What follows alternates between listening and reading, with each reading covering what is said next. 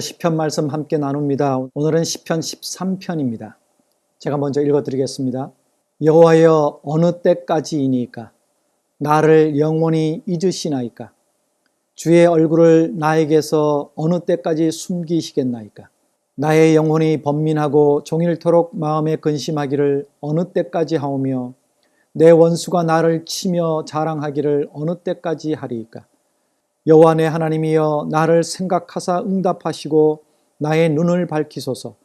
두렵건대 내가 사망의 잠을 잘까 하오며 두렵건대 나의 원수가 이르기를 내가 그를 이겼다 할까 하오며 내가 흔들릴 때에 나의 대적들이 기뻐할까 하나이다. 나는 오직 주의 사랑을 의지하여 싸우니 나의 마음은 주의 구원을 기뻐하리이다. 내가 여호와를 찬송하리니 이는 주께서 내게 은덕을 베푸심이로다. 시편 13편은 다윗의 시입니다. 인도자를 따라 부르는 노래라는 부제가 있지요. 짧은 시지만 세 부분으로 나눠져 있습니다. 1절과 2절은 탄식이고요. 3절과 4절은 기도입니다. 그리고 5절과 6절은 찬양으로 이루어져 있습니다. 1, 2절에는 반문형의 말이 4번이 반복되고 있어요. 그것은 그만큼 다급하다는 얘기죠. 절실하다는 얘기죠. 간절하다는 얘기죠. 어느 때까지니까? 이게 4번 나와요. 첫 번째는 어느 때까지 잊으시나이까? 영원히 잊으시나이까? 자기를 잊으시기를 어느 때까지 하시나이까? 두 번째는 주의 얼굴을 내게서 어느 때까지 숨기시겠나이까? 세 번째는 종일토록 번민하고 근심하기를 어느 때까지 해야 하나이까? 네 번째는 원수가 나를 치며 자랑하기를 어느 때까지 하리이까? 하나님, 도대체 언제입니까? 언제까지입니까? 얼마나 답답했으면, 얼마나 절망스러웠으면 기다려도 안 되니까 하나님 도대체 어느 때까지입니까? 그 절실함, 간절함이 느껴지는 것 같아요. 4번이나 반복하니까. 이게 다윗의 긴 고난의 상태 혹은 질병의 상태, 수많은 적들로 인해서 곤경에 빠진 상태, 어쩌면 사울에게 쫓길 때일지도 있고 자기 아들에게 쫓길 때일 때도 있고 수많은 적들의 모함에 너무 지쳐 있을 때일 수도 있겠죠. 몸이 병들어 있을 때일 수도 있고요. 지금 이 탄식을 보면서 생각나는 게 욥이에요. 여러분, 욥기를 잘 아시지 않습니까? 너무 잘 살던 사람이 그 사람의 잘못도 아니고 그냥 이 땅에서는 전혀 이유도 모른 채 하늘에서 하나님과 사탄이 내기해가지고 그동안 있던 모든 것이 날아가고 자녀들이 다 죽고 자기 몸에는 병이 걸려서 욕창이 나서 그냥 기와장으로 벅벅 긁어도 시원치 않은, 그게 하루 이틀이 아니라 너무너무 긴 시간 동안 그 고통 속에서 호소하고 있는 욥. 더군다나 친구들이라고 찾아와서 네가 죄 때문에 그런 거니까 회개해야 한다. 남의 속도 모르고 말이죠. 하늘에서 있었던 그 일들을 모르고 그냥 지들 판단해. 너 회개해야 된다. 그냥 입 바른 소리를 해대니까 더 억울해서 몸부림치는 욥의 모습이 떠오르고 있어요. 어쩌면 지금 이 땅에서 우리끼리 싸우는 게 이 상황일지도 몰라요. 하나님은 하늘에서 다 계획이 있고 이끌어 가시는데 그저 요 앞에 한 치 앞밖에 모르는 우리가 우리의 짧은 생각으로 그저 내 뜻이 맞다, 하나님을 내가 판단하고 하나님이 이렇다 저렇다 얘기하고 싸우고 있는 것이 아닙니다.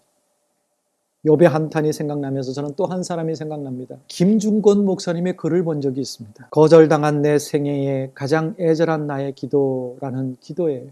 이것은 바로 따님이 암투병을 하셨나 봐요. 그 병상에서 따님이 죽어가는 모습을 보면서 목사님이 쓰신 기도예요. 아빠로서, 아비로서 겪을 수 없는 최악의 고통이죠. 최악의 고뇌죠. 차라리 내가 아팠으면 할 때가 얼마나 많습니까? 자녀들이 아플 때. 딸이 암으로 죽어가고 있는 모습을 본 아버지. 주여, 기도할 힘도 없고 믿음도 심지가 꺼져갑니다. 목사님이, 김중건 목사님이 어떤 분입니까? 그분이 살아계실 때 저도 21세기 운동본부라는 그분의 영적 무브먼트에, 영성운동에 저도 복음성가 분과위원장으로 함께 했던 적이 있는데 그분의 인품, 영성, 모든 것이 훌륭하다고 칭찬하는 분 아닙니까? 그런 분이 믿음의 심지가 꺼져간대요. 다윗도 수도 없이 그렇게 고백한 일이 많습니다. 얼마나 고통스러우면. 감사와 찬송을 악마가 빼앗아가고 있습니다. 살 힘도 죽을 힘도 없습니다. 병과 싸우고 고통을 참을 힘이 조금도 남아있지 않습니다. 주여 대신 책임져 주십시오. 물 속에서 건지듯이 불 속에서 건지듯이 성령으로 내 대신 기도해 주시고 믿게도 해 주시고 감사로 찬양도 하게 해 주십시오.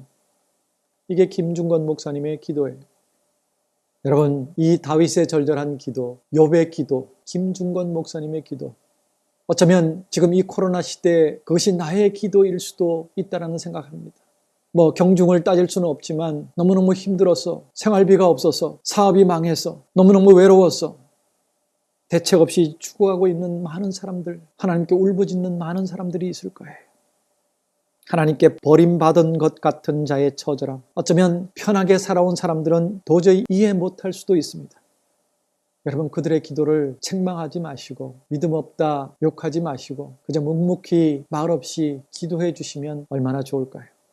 3절과 4절은 기도의 내용이라고 말씀드렸습니다. 나를 생각하사 응답하시고, 하나님 날 사랑하시잖아요. 날 생각해서 응답해 주시옵소서. 내 눈을 밝히소서. 내 믿음의 눈 밝혀주시옵소서. 내가 사망의 잠을 잘까 두렵습니다. 그게 육체적인 사망의 잠, 죽음을 얘기할 수도 있고요. 영적인 죽음을 얘기할 수도 있겠죠. 김중근 목사님처럼 믿음도 점점 사라져가고 있습니다. 기도할 힘도 없습니다. 사탄이 찬양도 뺏어갔습니다. 영적인 사망의 잠을 잘까 두렵습니다. 원수가 이겼다 할까 두렵습니다. 가장 두려운 것은 원수가 이겼다 할까 두렵습니다. 내가 흔들릴 때 내 대적들이 기뻐할까 봐 두렵습니다. 여러분, 정말 두려운 것은 이거예요. 나로 말미암아 하나님께 영광이 돌아가지 않을까 봐. 겉봐 하나님이 없잖아. 대적들이 그렇게 말할까 봐. 여러분, 이 절절함, 어쩌면 하나님께 응답받기 참 좋은 호소가 아닐까 싶은 생각이 들어요. 하나님, 내가 망하면, 내가 죽으면 믿지 않는 사람들이, 내가 하나님을 믿는다는 것을 아는 사람들이 나를 조롱할까, 하나님을 조롱할까 두렵습니다. 하나님께서 응답하셔야만 하는 이유를 다윗은 얘기하고 있어요. 내가 죽는 것보다 더 두려워해야 할 것은 하나님이 무시당하는 것. 여러분, 근데 우리가 두려워하는 것은 뭔가요? 우리의 차원은 뭘까요? 우리의 기도의 차원은, 저는 이 말씀 보면서 참 많이 반성했습니다. 회개했습니다. 나는 그저 내 아픔, 조그만 내 고통, 내 절망, 이거 가지고 그냥 하나님 제발 좀 살려주세요 했는데, 그것보다도 더 나의 실패 때문에, 나의 죽음 때문에 하나님이 조롱당하실까 봐 우리 신앙의 차원도, 우리 염려의 차원도, 우리 간절한 기도의 차원도 이렇게 달라졌으면 좋겠습니다. 5절과 6절은 찬양의 내용이 나와요. 나는 오직 주의 사랑을 의지하였습니다. 내 마음은 주의 구원을 기뻐합니다. 주께서 내게 은덕을 베푸셨기 때문에 나는 찬양합니다. 이 시가 세 부분으로 나누어져 있다고 말씀을 드렸죠. 첫 번째 1, 2절은 탄식의 단계입니다. 힘든 그 상황 속에서 절망해서 탄식하지요. 그리고 3절, 4절은 기도의 단계입니다. 더 절절하게 기도하고 매달려야죠. 근데 다윗의 위대함이, 다시 말씀드리지만 5절, 6절에 있어요. 그것으로 끝나는 게 아니라 찬양으로 마무리해요. 여러분, 이 순서가 절대 바뀌어서는 안 됩니다. 다윗의 신앙이 바로 이런 모습이에요. 하나님이 다윗을 기뻐하시는 이유가 바로 이 이유입니다. 그렇게 탄식하고 한탄하고 기도해도 마지막은 찬양으로 마무리하는 거예요. 지금 우리는 고난 가운데서 어떤 단계에 머물러 있다고 생각하십니까?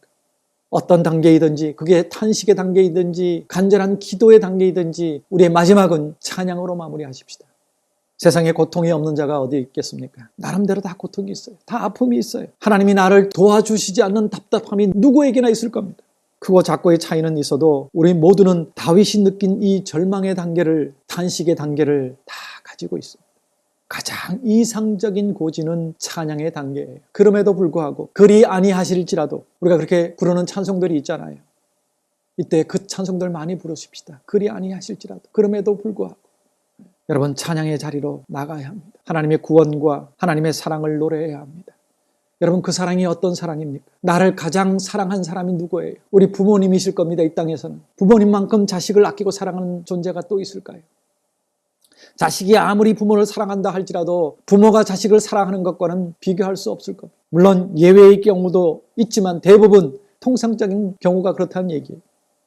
부모의 사랑은 내리사랑이라고 얘기했죠. 자식을 위해 모든 것을 희생하는, 참고 기다리는 그 사랑. 하지만 날 대신해 죽어준 부모는 없잖아요. 날 너무너무 사랑하지만 날 대신해 죽어준 존재는 없잖아요.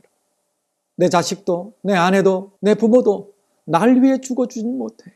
우리 예수님은 날 위해 죽어주셨어요. 하나님은 예수님을 그렇게 우리에게 주셨어요. 그토록 우리를 사랑하셨습니다. 너무나도 우리를 사랑하셔서 독생자 아들을 죽음으로 내어주신 하나님의 사랑. 인간이 당하는 고통 중에 가장 극치라고 할 수 있는 십자가형을 알면서도 묵묵히 걸어가신 예수님. 여러분, 십자가형을 언도받은 죄수들 가족들은요, 모여서 돈을 걷는데요. 그리고 집행관에게 돈을 준답니다. 살려달라가 아니라 이미 십자가형이 언도되면 방법이 없어요. 돈을 줘도 안 돼요. 왜 돈을 주느냐? 빨리 죽여달라고. 덜 고통스럽게 죽여달라고. 너무너무 힘들기 때문에. 그런데 우리 주님은 해용에 적신 포도주를 거절하셨습니다. 이것은 마취죄에 해당한다고 그래요. 마취성이 있다고 그래요. 고통을 조금 덜 느끼게 해주는 거예요. 예수님은 그것을 거부하셨습니다. 생생하게 인간이 당할 수 있는 가장 극치의 고통을 다 감내하신 분이에요. 그 예수님이 고통 가운데서, 절망 가운데서 어느 때까지냐고 외치는 우리의 고통을 너무 잘 알고 계십니다.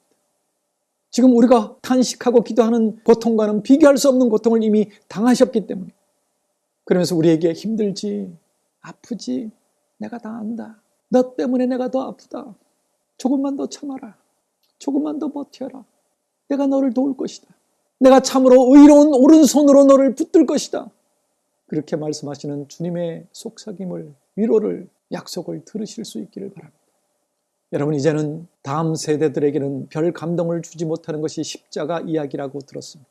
여러분에게는 어떠신지요? 처음 그 십자가 사랑을 들었을 때는 눈물이 나고 내 모든 것을 다 드려도 시원찮을 것 같아서 그렇게 헌신하고 달려왔는데, 이제는 안 준다고 떼쓰고 삐지고 교회 안 나오고 하나님 배신하고 더 좋은 세상 쫓아서 물길 쫓아서 가고 교회는 다니지만 이제 더 이상 십자가 얘기가 감동이 없는 그런 상태는 아니신지요?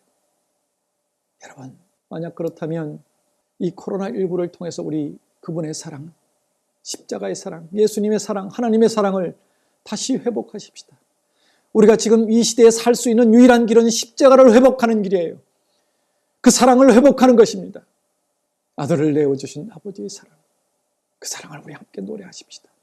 그 사랑을 회복하고 다시 무릎 꿇고 첫사랑의 감격을 다시 회복하고 찬양하십시다. 아버지 사랑, 내가 노래해. 이 찬양 부르며 나아갑니다. 우리 하나님 아버지 사랑 찬양합시다.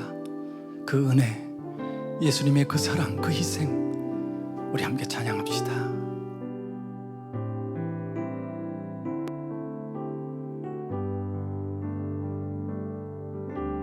아버지 사랑 내가 노래해. 아버지 은혜 내가 노래해. 그 사랑 변함없으신, 거짓 없으신, 성실하신 그 사랑, 상한 갈대 꺾지 않으시는, 꺼져가는 등불 끄지 않는 그 사랑, 변함없으신, 거짓 없으신, 성실하신 그 사랑, 사랑, 그 사랑, 날 위해 죽으신, 날 위해 다시 사신 예수 그리스도, 다시 오실 그 사랑, 죽음도 생명도 천사도 하늘의 어떤 곳에도 끊을 수 없는 영원한 그 사랑, 예수. 그 사랑, 날 위해 죽으신 그 사랑, 날 위해 죽으신, 날 위해 다시 사신 예수 그리스도, 다시 오실 그 사랑, 죽음도 생명도 천사도 하늘의 어떤 곳에도 끊을 수 없는 영원한 그 사랑